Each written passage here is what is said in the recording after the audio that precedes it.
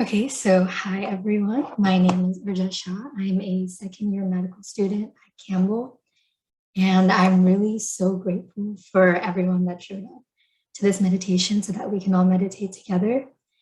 So just diving straight in to meditation, I know that it's something that's become really popular nowadays. And on the plus side, I'm really, really grateful that it has because, well, I'm Hindu and meditation has deep roots in Hinduism and in Buddhism.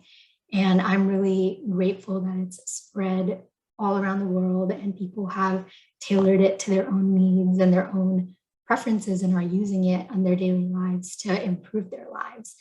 And so that makes me really happy.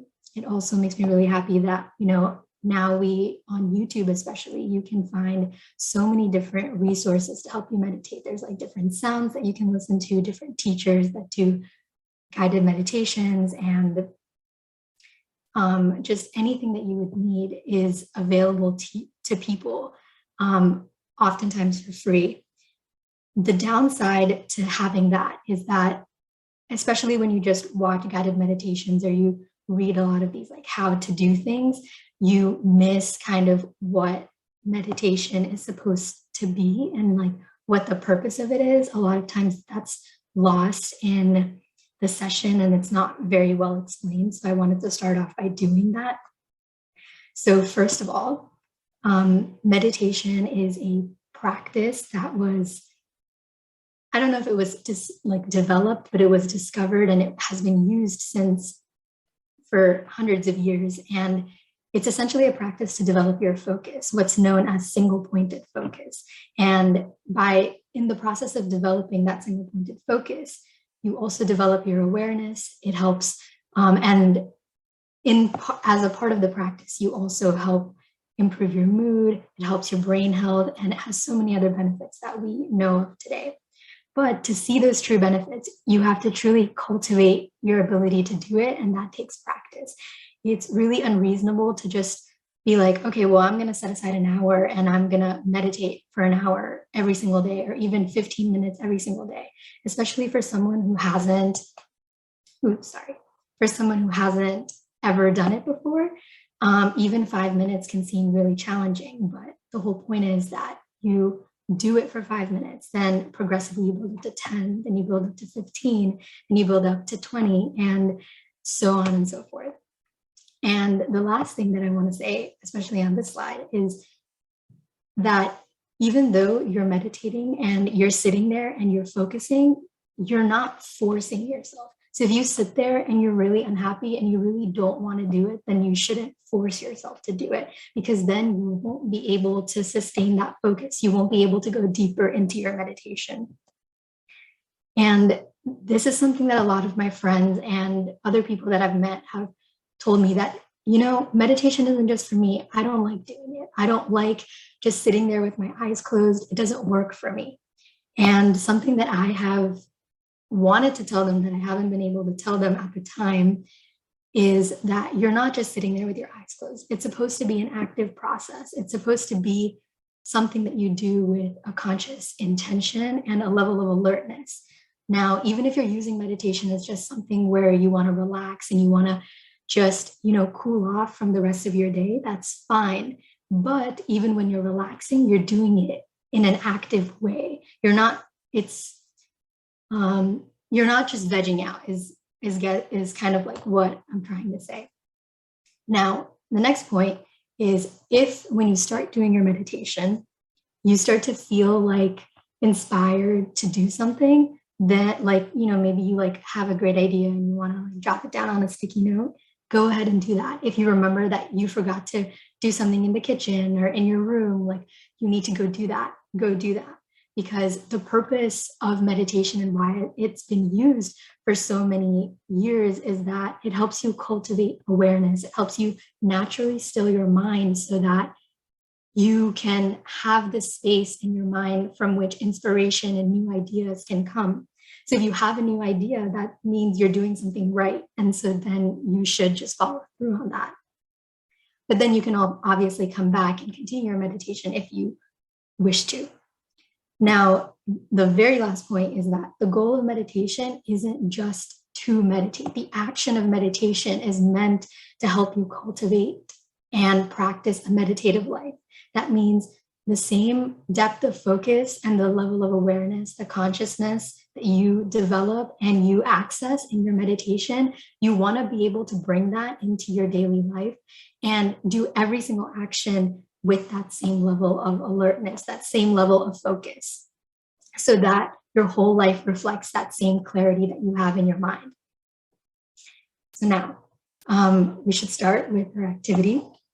So what I want everyone to do is close your eyes first. I'm going to keep mine open so that I can talk to you guys, but close your eyes and start to pay attention. Don't do it, but start to pay attention to how your body is breathing. Like, just sit back and don't force anything and just pay attention to how or when your body wants to take its next in breath, and then pay attention to when it wants to take its next out breath or exhale.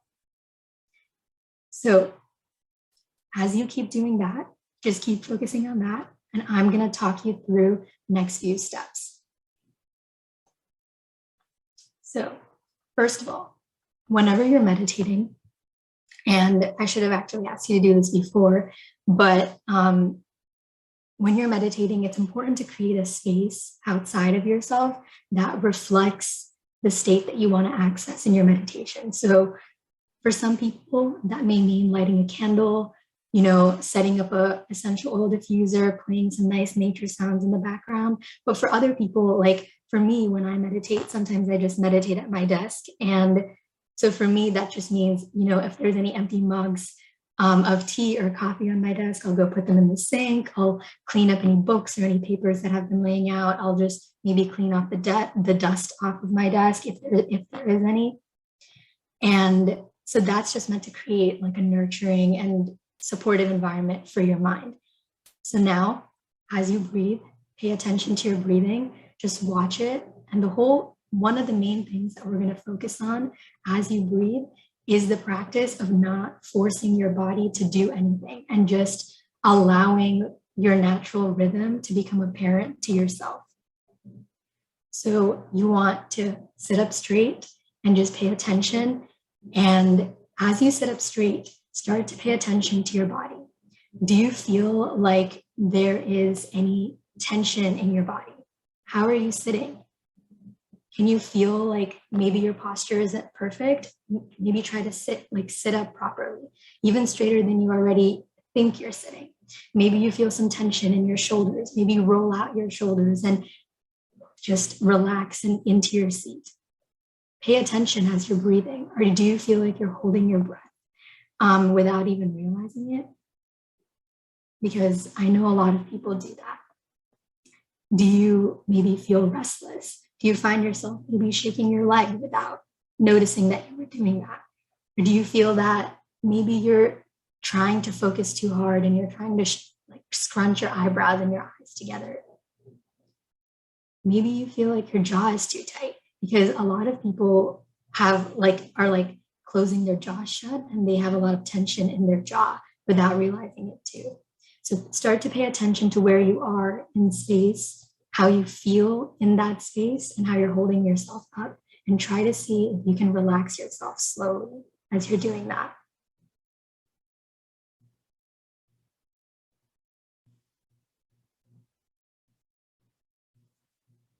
Now I want you to focus more on your breath. Hopefully, as you started to relax your body, you started to feel like maybe you could breathe a little bit more easily. So now we're going to focus specifically on your breath. Can you, again, like we talked about before, can you feel when your body wants to start inhaling and when it wants to start exhaling? Do you notice yourself maybe taking shallow breaths? And, when I first did this meditation, when I noticed myself shallow breathing, my breath naturally started to come deeper and faster and in a more natural way. So maybe your body will do the same. Are you following the natural rhythm of your body, or are you trying too hard to breathe? You don't want to be forcing yourself to breathe. You want to just relax into it. And finally, pay attention to, are you breathing more with your chest or with your diaphragm? When we're in our most relaxed states, we're going to be breathing less with our chest, meaning that when you put your hand on your chest, you won't feel the chest move as much, but you'll feel your belly move. You'll feel your abdomen move in and out when we're in our most relaxed state. So just pay attention to that. Become aware of that. I don't know if this is the first time meditating for some of you, but if it is, then it's probably going to take some practice before you have any control over that. So the next thing that we're going to do is focus on our mind. One of the biggest problems that people have when they're meditating is that they tend to become distracted, or they tend to become restless. And a lot of the time that's because we have racing thoughts. We have so many things going on in our lives, so many things that we have to take care of, that we're just constantly thinking about them. So I want you to figure out what thoughts are at the forefront of your consciousness. What are the things that you are the most focused on in your life? And figure out, what kind of thoughts are you having? Are you having any worry thoughts? Any thoughts about meeting deadlines? Any thoughts about goals that you want to accomplish? Or any thoughts that are just anxious? Are you, is something on your mind? Has something been bothering you lately? And once you do that, just become aware of them and hold a space of presence around those thoughts. Maybe those thoughts are telling you something that you've been putting off, or maybe there's something that you can do to address those thoughts after the meditation. So just make a mental note of that if there is something that you can do. Every time a thought comes up, I know a lot of people say that you can just let the thoughts come and then let the thoughts go and just don't attach to them. And that is one way of doing it. And if that works for you, then that's great. But for me, that never worked because I wasn't able to just let the thought go. So the way that I cultivated my meditation practice was that every time a thought does come up, I just lightly address it. Is there something that the thought is telling me? Is there something that I have to do? Is there maybe a step that I can take to directly address this thought? And if I can't, then I can just put it away in the back of my mind, easily, because now I know that I've done everything that I could in the moment. Nothing crazy, nothing big, just in the moment. I knew that there was nothing that I could have done to address it. And so I can let it go. Progressively, as each thought comes up, I want you to reframe your mind and address it. See if that there's something that you can do. Hold each thought in a space of awareness so that you can become aware of your own mind, so that you can face your own mind head on directly. And because one of the main purposes of meditation is to fully see yourself and become aware of yourself. And our thoughts are a part of ourselves. So holding those thoughts and maintaining that awareness will really help, I think, in your practice. And this is usually the time where I would pick a topic or pick a thought that I'm having or something that I want to focus on. And as I choose to focus on that one thought, I start to think about it. Why is this the thing that I'm choosing to focus on? And what can I do to improve my relationship with this thing, whether it's a goal, whether it's a person, whether it's an object or a place that I want to go to? What kind of thoughts do I need to have to improve my relationship with this? And so that takes the more passive act of watching your thoughts into a more active process of now using that space, that stillness of your mind to actively focus on something. And that's actually what monks and monasteries are taught to do. The masters in the monastery will basically read a part of a scripture or a text and tell their students to focus on that one paragraph or that one verse that they're reading, and then meditate on that. Basically focus on that and then try to understand that and go deeper into that focus by focusing on that. So this is the time when you would do that, where you would pick something and you would focus on that and progressively work your way through the thoughts. And as we talked about, And as you do that, you'll find that your mind naturally becomes more and more still. You'll find that you'll have a greater sense of almost expansiveness in your mind as you continue to practice every single day. And because we don't have that much time here, I want to talk about the very last step that I usually do when I'm coming out of my meditation, which is what I call application or reframing. So before you end your meditation, think about how what you experienced in your meditation and how that's going to shape the rest of your day. What did you learn from just these few short minutes of doing this meditation? And how do you want to apply that in your life? How do you want to feel today at the end of this meditation? And what kind of feeling do you want to take forward? Do you want to take a feeling of contentment forward, or a feeling of gratefulness, or a feeling of just focus so that you can go through and accomplish all the things that you have to do the rest of the day? And the last thing before you open your eyes, I want you to think about the intentions that you want to set out for the near future with the thing that you were focusing on before, or just in terms of your life or in terms of your meditation practice. And that way, when you're done meditating, now you can start the rest of your day with a sense of focus and a state of conscious intention.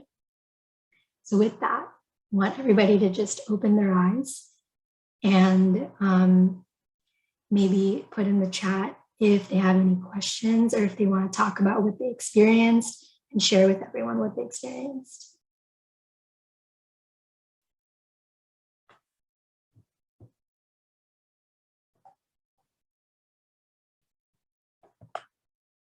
Sorry, we directed all chats and like questions to the Hoover app. So I'm gonna check that now and see if there's anything there.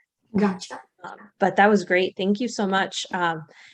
Yeah, so some people just assume meditation is just kind of sitting there in silence. And so having those steps, it really breaks it up into a more dynamic practice, which I really like. Yeah, and I can actually pull up the steps so that people can see. And I just want to maybe click through my PowerPoint so that I feel like at least it's recorded, and that if anybody wants to go back and look at it again, they can do that on the video.